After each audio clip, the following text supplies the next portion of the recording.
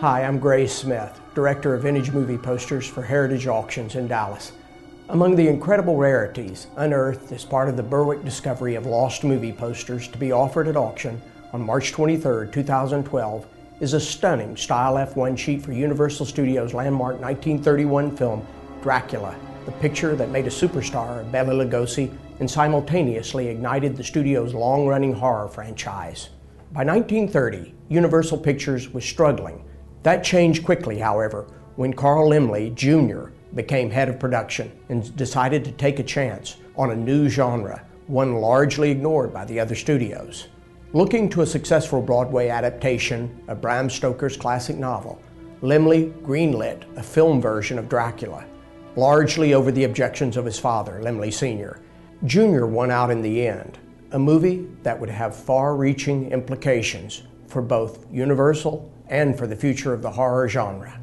Todd Browning, who would go on to make the notorious Freaks in 1932, was the obvious choice to direct the picture, as he had been at the helm of several stunning collaborations with Lon Chaney Sr., including The Unholy Three in 1925, The Unknown, released in 1927, and arguably one of Chaney's most horrific pictures, London After Midnight from 1927, destined to be one of the cinema history's great lost films, and West of Zanzibar, 1928, all of which had had elements of the kind of horror and terror that would be on display in Dracula. He was the perfect director for the kind of picture Jr. wanted to make.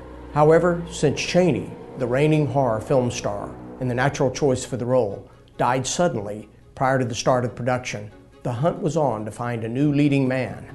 Bela Lugosi had been playing the role of Dracula on Broadway since 1927 and was in consideration for the role, but Universal originally wanted more bankable names.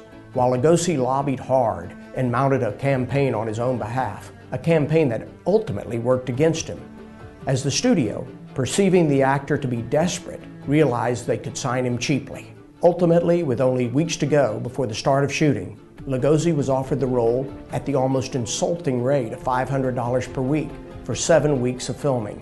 By comparison, David Manners, who'd played a forgettable Jonathan Harker, made $2,000 a week. An actor hungry for work, Lugosi accepted, and Hollywood history was made.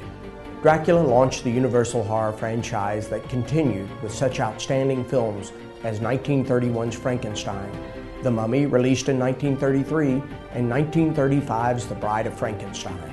Come see this beautiful poster and all the others from the Berwick discovery and an additional 1,200 lots at ha.com/7055. So join us March 23rd and 24th in Dallas, Texas for this outstanding auction of vintage movie posters.